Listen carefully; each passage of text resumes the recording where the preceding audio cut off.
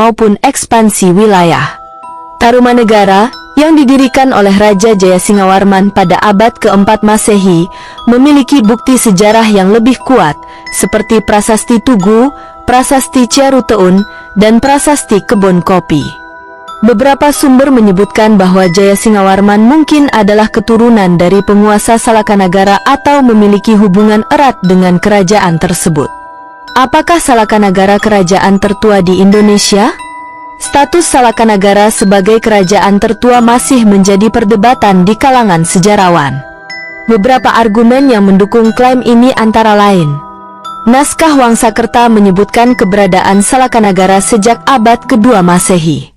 Hubungan dengan India menunjukkan adanya pengaruh peradaban yang lebih maju sejak awal.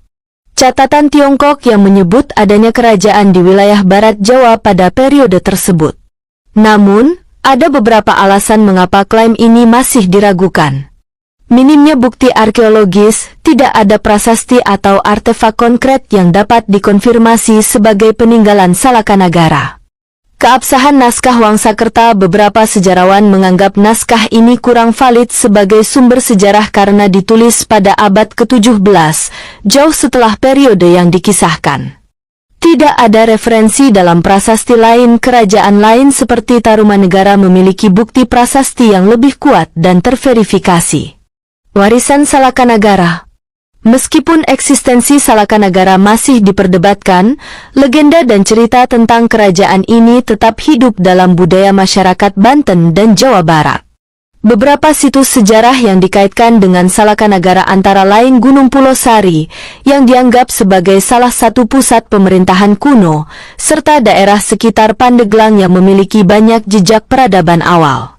Selain itu, konsep kerajaan maritim yang berkembang di Salakanagara menjadi model bagi kerajaan-kerajaan Nusantara selanjutnya, termasuk Tarumanegara, Sriwijaya, dan Majapahit. Jejak hubungan dagang dan diplomasi yang dibangun oleh Salakanagara turut berkontribusi dalam pembentukan jaringan perdagangan Nusantara di masa mendatang. Kesimpulan: Salakanagara memang memiliki peran penting dalam sejarah awal Nusantara, tetapi statusnya sebagai kerajaan tertua masih membutuhkan bukti lebih lanjut. Tanpa adanya prasasti atau artefak konkret, keberadaan kerajaan ini masih lebih bersifat legenda dibandingkan fakta sejarah yang dapat diverifikasi. Namun, tidak dapat disangkal bahwa kisah Salakanagara memberikan wawasan tentang bagaimana peradaban awal di Indonesia berkembang, terutama dalam konteks perdagangan, politik, dan hubungan internasional.